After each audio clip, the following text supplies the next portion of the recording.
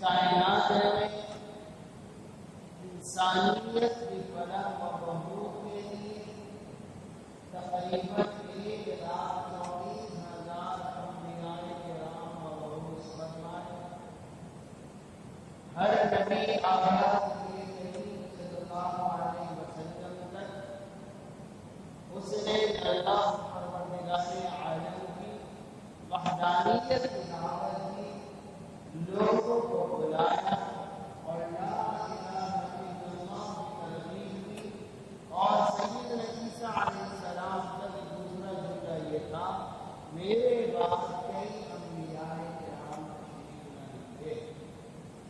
حضرت اعلیٰ علیہ السلام تشریف لائے، آپ نے اللہ کی وحدانیت کی دعوت دی.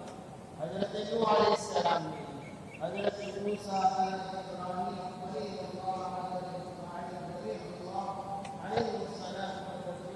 ہر نبی نے یہ کام کیا.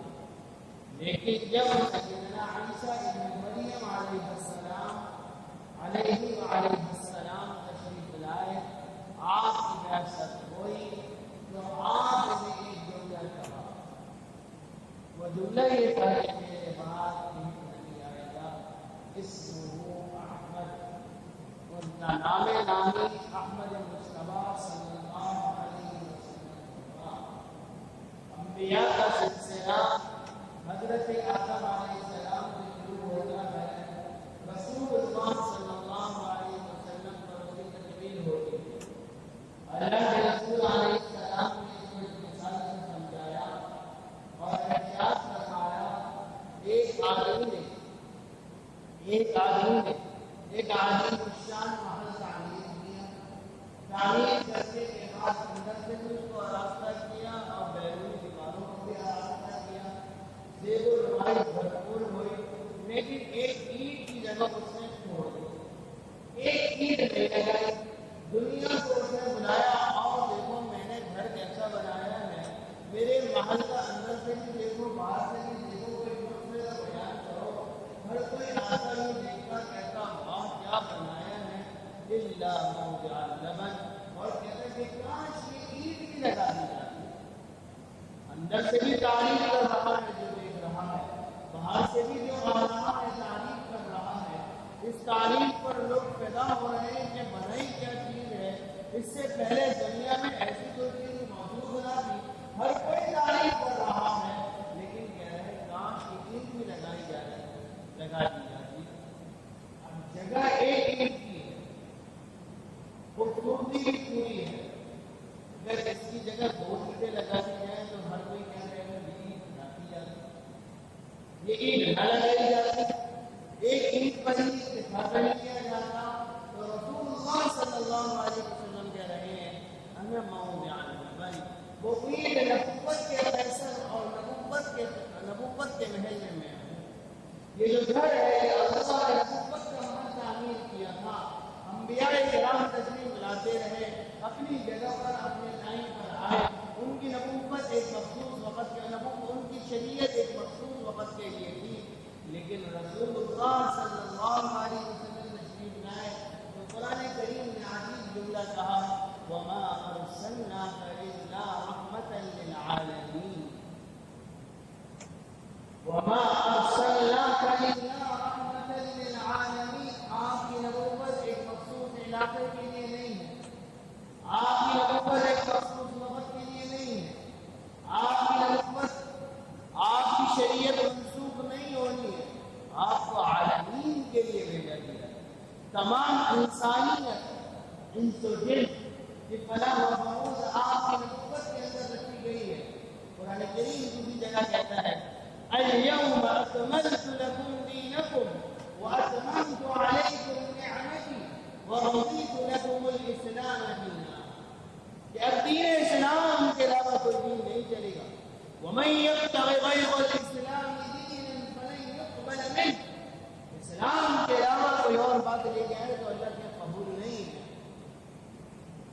اسلام اور پیغمبر اسلام صلی اللہ علیہ وسلم یہی کامیابی کا دین، آپ کی سیرت، آپ کا اسوہ مبارک، یہ کامیابی ضروری ہے کہ اس کی کامیابی جو چاہتا ہے وہ اس کی پیروی کرے۔ قرآن کریم میں اللہ تعالیٰ ارشاد فرماتے ہیں قل اطیعوا اللہ واطیعوا الرسول لقد كان لكم في رسول الله أسوة حسنة قل إن كنتم تحبون الله فاتبعوني يحببكم الله ويغفر لكم ذنوبكم، کہ نبی کریم صلی اللہ علیہ وسلم کی پیروی ضروری ہے، اس کے علاوہ راہ نجات نہیں ہے۔ نجات اگر ملے گی، اللہ کی محبت چاہتے ہو، نجات چاہتے ہو، اپنے لیے کوئی نمونہ معین کرنا چاہتے ہو، دیکھنا چاہتے ہو تو رسول اللہ صلی اللہ علیہ وسلم کی ذات اقدس۔ حالات اور آزمائش ہمیشہ سے ہے اور ہمیشہ نہیں ہے، یہ نہیں ہو سکتا کہ آزمائش نہ آئے، حالات نہ آئے، یہ نہیں ہو۔ نبی کریم صلی اللہ علیہ وسلم موجود ہے، مکہ مکرمہ کے اندر ہے، دین پر عمل کریں، عقیدے کا اظہار کرنا جرم ہے۔ سیدنا بلال حبشی رضی اللہ تعالی عنہ مؤذن رسول صلی اللہ علیہ وسلم کلمہ طیبہ پڑھتے ہیں، امیہ کے غلام ہیں، سینے پر پتھر رکھا جاتا ہے، تپتی ریت پر لٹایا جاتا ہے، انگارے رکھے جاتے ہیں، ظلم و ستم کے بازار گرم کیے جاتے ہیں۔ عمار بن یاسر رضی اللہ تعالی عنہ کی والدہ کو مخصوص حصے میں نیزہ مار کے شہید کر دیا جاتا ہے۔ مشبت حضور کہتے ہیں کہ ان اللہ مع الصابرین، کہ صبر اختیار کرو، حالات تو آئیں گے، تم سے پہلوں کی جو چمڑیاں اجڑ دی گئی ہیں ان کے لیے تنگیاں پر ڈال دیا۔ قرآن کریم کہتا ہے جس کا جتنا ایمان ہے اتنی الف لام میم احسب الناس ان يتركوا ان يقولوا آمنا وهم لا يفتنون ولقد فتنا الذين من قبلهم فليعلمن الله الذين صدقوا وليعلمن الكاذبين۔ آزمائش نہ آئے تو یہ تو فکر کی آزمائش مانگنی نہیں چاہیے، لیکن آ جائے تو اس کو ساتھ کرنی ہوگی۔ آزمائش اللہ رب العالمین کی طرف سے کہ کون سچا کون کھڑا ہے، کون نمازی کھڑا ہے جو مسجد میں ابھی بھی آتا ہے، کون نہیں، کس کے دل میں اللہ کی محبت ہے اور کس کے دل میں دنیا کی محبت ہے۔ رسول اللہ صلی اللہ علیہ وسلم ارشاد فرماتے ہیں حب الدنیا رأس كل خطیئہ، دنیا کی محبت ہر برائی کی جڑ ہے، ہر برائی کی جڑ دنیا کی محبت ہے۔ اگر دنیا کی محبت دل میں ہے تو پھر اللہ کی محبت نہیں ہے، کیونکہ برائی دل میں ہے تو اچھائی نہیں ہے۔ ایک جگہ برائی بھی جمع ہوتی ہے، اچھائی بھی نہیں ہوتی۔ برائی اپنا راستہ، اچھائی اپنا راستہ لیتی ہے، برائی اپنا راستہ۔ اللہ تعالیٰ نے انسان کو بنایا، انسان کے اندر دو طرح کے مادہ ہیں، ایک مادہ وہ رکھا جو خواہشات کرتا ہے، ایک مادہ وہ رکھا جو نیکی کرتا ہے۔ اور اللہ تعالیٰ نے انسان کو اختیار دیا جس کو چاہے جس نے جو اپنایا اس نے انسان کو اپنا پیسہ آزمائش اللہ رب العالمین کی طرف سے. کوئی مریض مرض کی صورت میں اللہ تعالیٰ کبھی آزما لیتا ہے, کبھی کسی صورت میں. کوئی مرض اللہ کے حکم کے بغیر کسی دوسرے کو نہیں لگتا. رسول اللہ صلی اللہ علیہ وسلم کا ارشاد ہے لا عدوى ولا طیرہ ولا ہامہ. کوئی مرد متعدی نہیں ہے. اگر مرد متعدی ہو تو پہلے پہلے کہتے ہیں. رسول اللہ صلی اللہ علیہ وسلم کی مجلس میں ایک موقع پر خارجی اونٹوں کا تذکرہ ہے. حضور نے اس کو کہا کہ ایک خارجی اونٹ سارے لوگوں کو خارجی کر دیا جائے. حضور نے کہا پہلے والی کو کیسے ایک آدمی کی بیماری دوسرے آدمی کو لگ سکتی ہے کب لگے گی جب اللہ کے حکم کے بغیر کوئی ذرہ بھی نہیں ہو سکتا. اللہ کا حکم ہو تو ہو سکتا ہے ورنہ نہیں. بیماری کا تاثیر نہیں ہے وہ جا کے کسی کو لگتا ہے. اس لیے یہ سوچنا کہ میں فلانی جگہ گیا تو فلانی جگہ سے بیمار ہو گیا تو یہ کہنا چاہتا ہے کہ اللہ نے بیمار نہیں کیا, فلانی جگہ سے بیمار ہو گیا. اپنے عقائد کو درست کیجیے, اپنے آپ کو مسلمان بنائیے, اسلام پر کامل نظریہ رکھیے. نبی کریم صلی اللہ علیہ وسلم نے احتیاط کی تعلیم دی ہے, لیکن احتیاط کا مطلب یہ نہیں ہے اپنا عقیدہ خراب کرنا. بیماری اللہ کی طرف سے, شفا بھی اللہ کی طرف سے. بہت سے لوگ آپ نے دیکھو اسپتال جاتے ہیں میت کی صورت میں, کیا اسپتال میں شفا ہے؟ اور بہت سے لوگ دیکھے ہوں گے گھر میں پڑے ہوئے موت کے منہ میں پہنچ گئے اور ویسے ہی بھاڑا. ایسے بھی ہیں ڈاکٹر نے جواب دے دیا, 2 مہینے گھر میں لیٹے رہے, اس کے بعد بالکل آگے 20 سال زندگی گزاری. اس کے بعد بیماری بھی اللہ کی طرف سے, آزمائش بھی اللہ کی طرف سے. آزمائش اٹھانے والا بھی اللہ ہے, بیماری لینے والا بھی اللہ ہے, بیماری لانے والا بھی اللہ ہے. وہی شفا دینے والا ہے, اس کے علاوہ کوئی نہیں. جب سب کچھ اس کی طرف سے ہے, جب اسی نے سب کرنا ہے تو دروازہ بھی اسی کا دروازہ بھی اسی کا کھٹکھٹانا ہے. ادھر ادھر کے دروازوں سے کچھ نہیں ہوگا. سب ملکیت اس کی ہے. لمن الملک اليوم, جس دن اس واحد ذات کی بادشاہت ہے. مالک یوم الدین,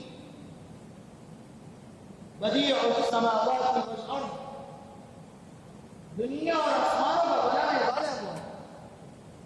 اس نے جب رسول اللہ صلی اللہ علیہ وسلم نبوت کی تکمیل کری اور آپ کو آخری نبی بنایا اور کہا اس کے بعد کوئی نیا نبی نہیں آئے گا, تو نبی کریم صلی اللہ علیہ وسلم کی اسوہ حسنہ سیرت کو مجھے اور آپ کو کہا کہ اس پر عمل کرنا ہے.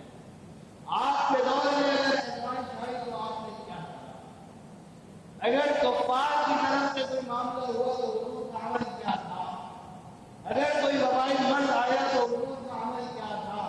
اصحاب مصطفیٰ رضوان اللہ تعالی علیہ اجمعین کا عمل کیا تھا؟ آپ نے کیا احکامات دیے وہ کیا تھے؟ اس پر عمل کرنا میری اور آپ کی ذمہ داری ہے.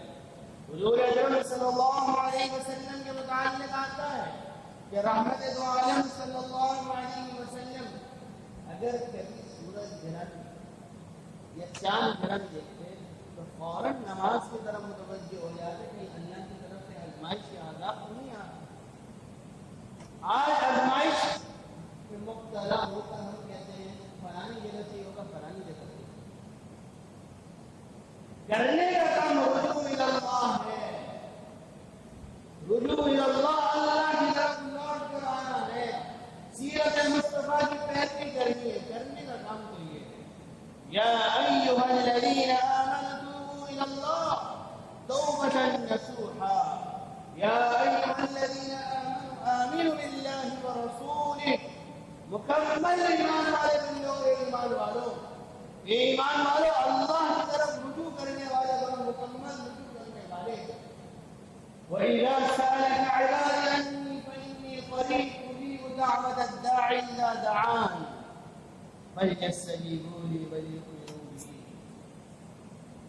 مجھ سے مانگتے ہو تو میں قبول کرتا ہوں.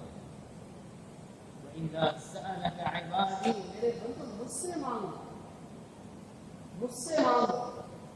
اس رب نے ہدایت کا وعدہ نہیں کرا، رزق کا وعدہ کرا. رزق کہیں سے بھی مل جائے گا، ہدایت کا وعدہ نہیں. ہدایت نصیب سے مل جائے، ہدایت کا وعدہ نہیں ہے. ہدایت تو اللہ تعالی کی طرف سے.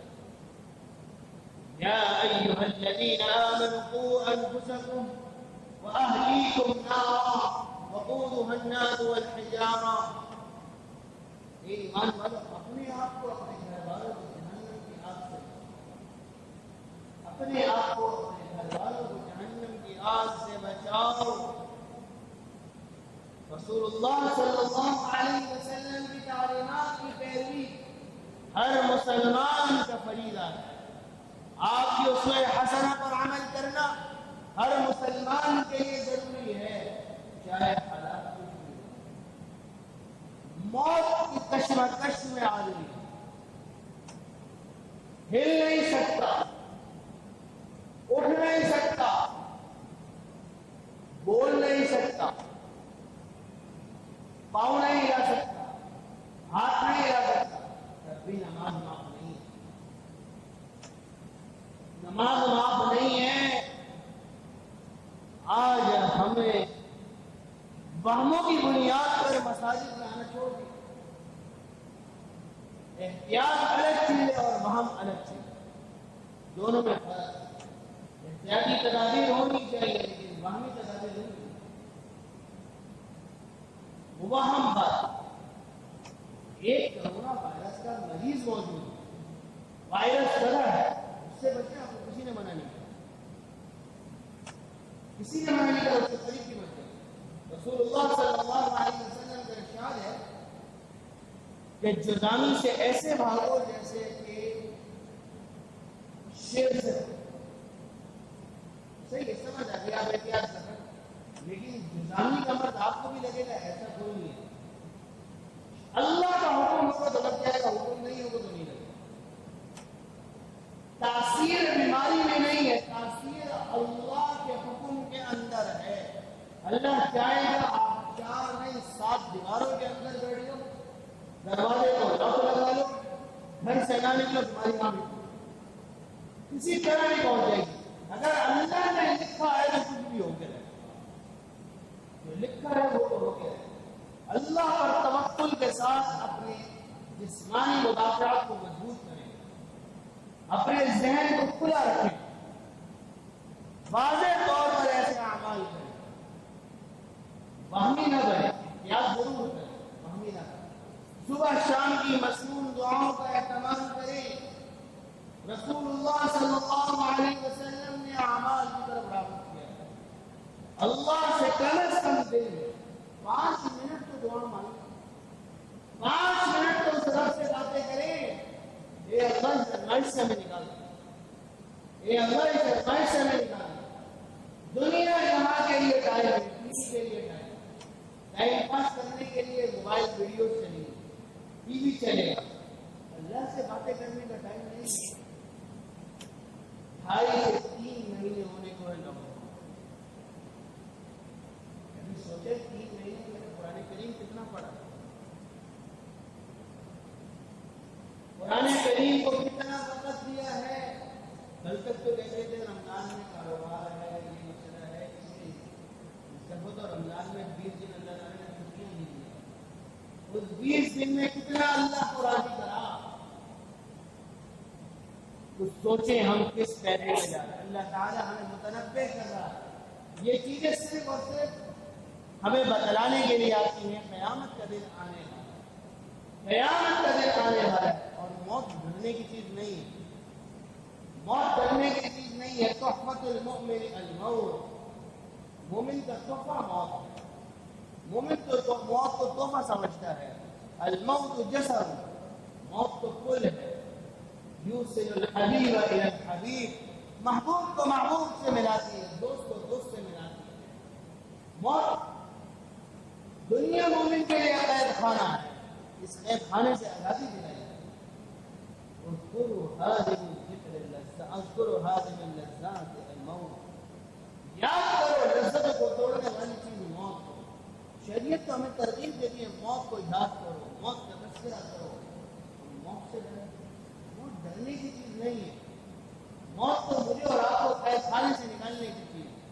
یہ تو ہر کسی کو آئے. دنیا میں اللہ کا منکر موجود ہے, رسول اللہ کے ختم نبوت کا منکر ملے گا, رسالت کا منکر ملے گا, صلی اللہ علیہ وسلم ہر چیز کا منکر ہے, لیکن موت کا منکر کچھ کوئی نہیں.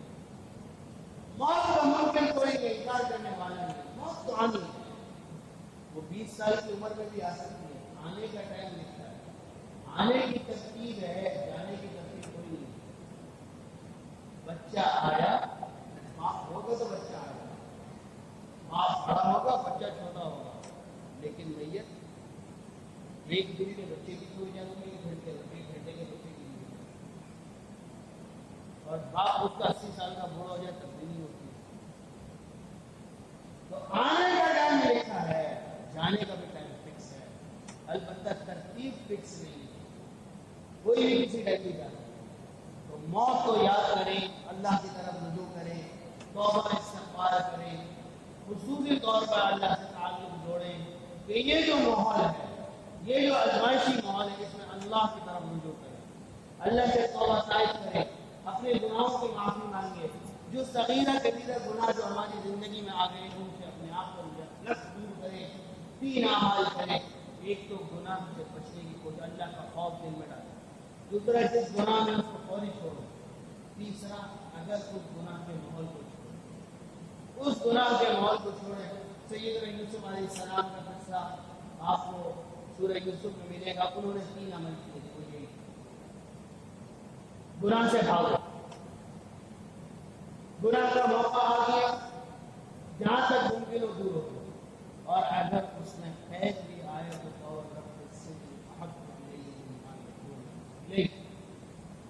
انہوں نے کہا کہ ماحول سے نکلنے کے لیے اللہ مجھے قید بھی ملتی ہے تو میں اس ماحول سے نکلنے کے لیے قید کے لیے تیار ہوں.